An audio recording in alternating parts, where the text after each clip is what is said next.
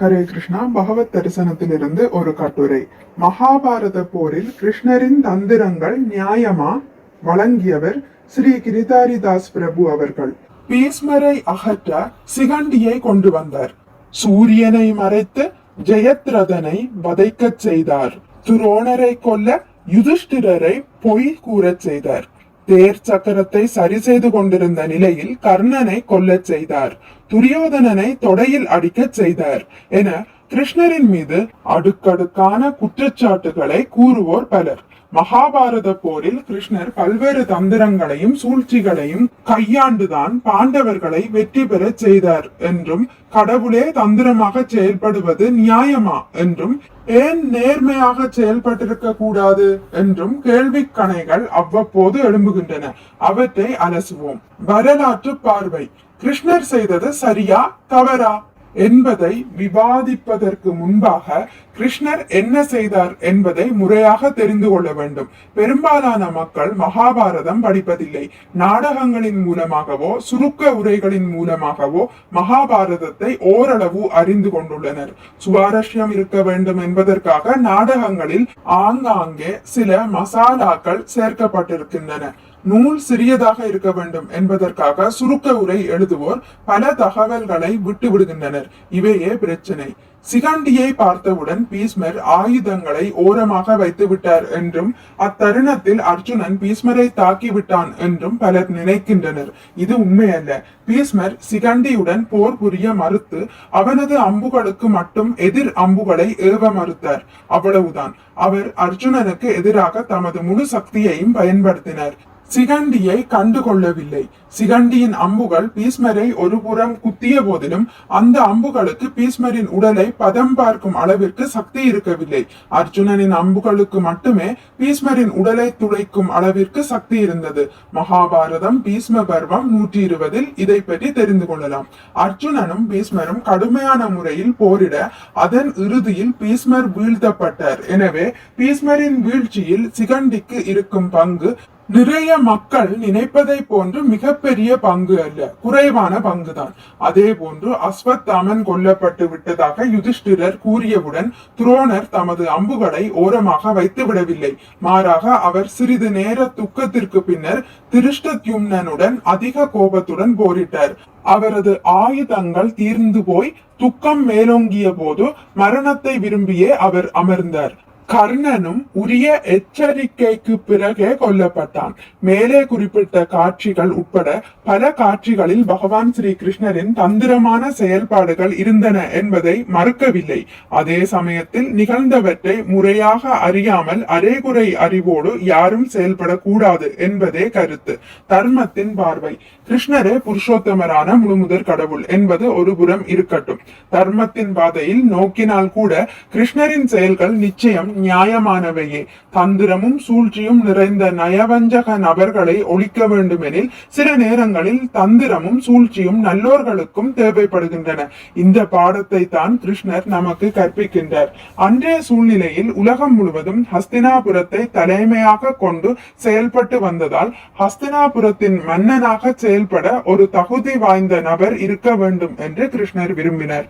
ஒரு நாட்டின் தலைவன் அயோக்கியனாக இருந்தால் அந்த நாடும் நாட்டு மக்களும் நிச்சயம் சீரழிவர்.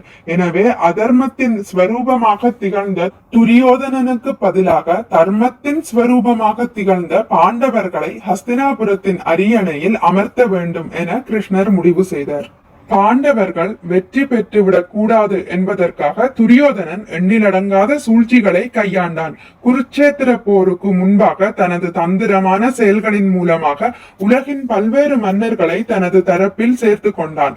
போர் தொடங்கும் போது கௌரவர்களின் தரப்பில் 11 அக்ஷௌஹினி படை இருந்தது என்பதும், பாண்டவர்களின் தரப்பில் வெறும் 7 அக்ஷௌஹினி மட்டுமே இருந்தது என்பதும் குறிப்பிடத்தக்கதாகும். துரியோதனன் தனது சூழ்ச்சியாலும் தந்திரத்தாலும் கிருஷ்ணரின் படையை கூட தனக்கு சாதகமாக போரிடச் செய்தான்.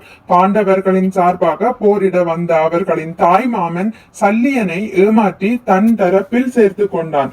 உண்மையை சொன்னால் போருக்கு முன்பாக மட்டுமின்றி போரின் சமயத்திலும் துரியோதனனின் தரப்பில் செய்த சூழ்ச்சிகளும் தந்திரங்களும் ஏராளம், தாராளம்.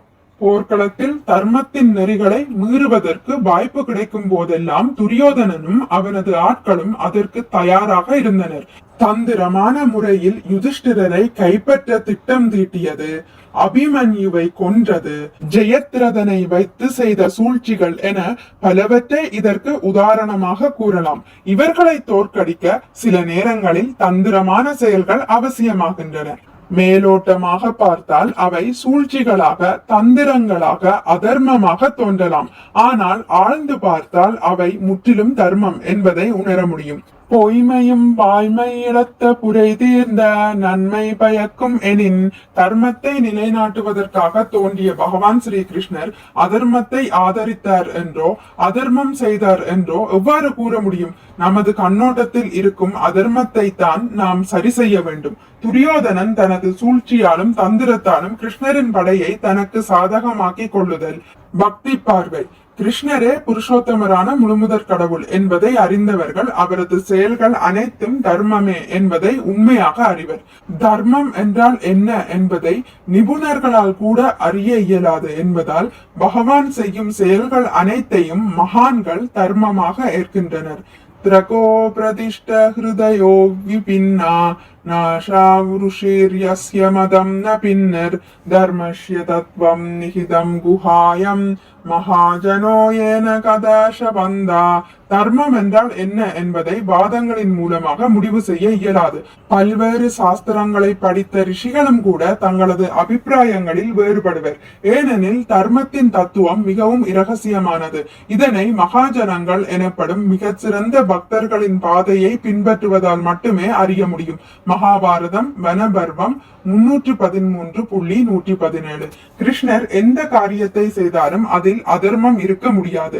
அவர் இந்த உலக வாழ்வின் செயல்களில் இருந்து முற்றிலும் விடுபட்டவர் என்பதால் அவரது தெய்வீக செயல்களில் அதர்மத்தை மையமாக கொண்ட எந்த ஒரு சூழ்ச்சியும் தந்திரமும் கிடையாது. மேலோட்டமான பார்வைக்கு தந்திரமாக தோன்றுபவை உண்மையில் அவரது தெய்வீக திருவிளையாடல்களே. அச்செயல்கள் பக்தர்களுக்கு என்றென்றும் இன்பம் அளிக்கின்றன. கிருஷ்ணருக்கு சூழ்ச்சி தேவையில்லை. கிருஷ்ணரை பகவானாக உணர்ந்தவர்கள் அவரது சக்தியை முழுமையாக அறிவர். அவரது அம்சமான மகாவிஷ்ணுவின் திருமேனியிலிருந்து கோடிக்கணக்கான பிரபஞ்சங்கள் வெளியேறி உட்புகுகின்றன. அவரது விருப்பம் மட்டும் இருந்தால் போதும், மொத்த உலகமும் ஒரே கணத்தில் அழிந்துவிடும்.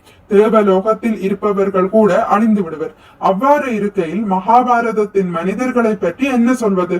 கிருஷ்ணர் குருட்சேத்திர யுத்தத்திற்கு முன்பாகவே எதிர்த்தரப்பில் இருந்த எல்லா வீரர்களையும் கொன்றுவிட்டார்.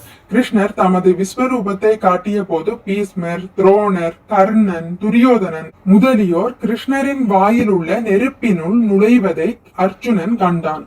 பகவத்கீதை 11.26. அதாவது அவர்கள் அனைவரும் போருக்கு முன்பாகவே கிருஷ்ணரால் கொல்லப்பட்டு விட்டனர். போர் என்பது வெறும் காட்சி மட்டுமே, அதில் அர்ஜுனன் ஒரு சிறு கருவி மட்டுமே. இவ்வாறு இருக்கையில் இவர்களை கொல்வதற்கு சூழ்ச்சிகளையும் தந்திரங்களையும் கிருஷ்ணர் பிரயோகிக்க வேண்டுமா? நிச்சயம் தேவையில்லை. அவரது கண்ணசைவு போதும், அனைவரும் மடிந்து விடுவர். கண்ணசைவு கூட தேவையில்லை. அவர் நினைத்தாலே போதும், அனைத்தும் நிகழ்ந்தேறிவிடும். எனவே கிருஷ்ணர் செய்த மேலோட்டமான தந்திரங்கள் யாவும் அவரது தெய்வீக லீலைகளே தவிர வேறொன்றும் இல்லை. நாஸ்திகனை மயக்கும் கிருஷ்ணர். கிருஷ்ண லீலைகளை பக்தர்கள் ரசிக்கின்றனர், போற்றுகின்றனர், பாடுகின்றனர். ஆயினும் அதே விளையாட்டுகளை நாஸ்திகர்கள் வெறுக்கின்றனர், தூற்றுகின்றனர், இகழ்கின்றனர். ஏன் இந்த வேற்றுமை? கிருஷ்ணர் சூரியனை போன்றவர். அவர் தம்மை எப்போது வெளிப்படுத்த விரும்புகின்றாரோ அப்போதுதான் நம்மால் அவரை காண முடியும். நாம் இரவு நேரத்தில் தலைகீழாக நின்றாலும் சூரியனை காண இயலாது. அதுபோல கிருஷ்ணரை தமது சொந்த முயற்சியினால் அறிய முயல்வோர் நிச்சயம் தோல்வி அடைவர். கிருஷ்ணரிடம் தஞ்சமடைந்து பக்தர்களாக இருப்பவர்களுக்கு மட்டுமே அவர் தம்மை வெளிப்படுத்த விரும்புகிறார். மற்றவர்களின் பார்வையிலிருந்து அவரை அவரது தெய்வீக மாயா சக்தி மறைத்து விடுகிறது. பகவத்கீதை 7.25. எனவே பக்தர்கள் மட்டுமே கிருஷ்ண லீலைகளை சுவைக்கின்றனர். அதே சமயத்தில் கடவுளின் இருப்பையும் கடவுளின் செயல்களையும் கண்மூடித்தனமாக எதிர்க்க விரும்பும் நாஸ்திகர்கள் கிருஷ்ணரின் எல்லா செயல்களையும் அதர்மம் என்றே கூறுவர். துரியோதனனை போன்று வாழ்வதால் அவர்களுக்கு துரியோதனனின் செயல்கள் நல்லவையாக தோன்றலாம்.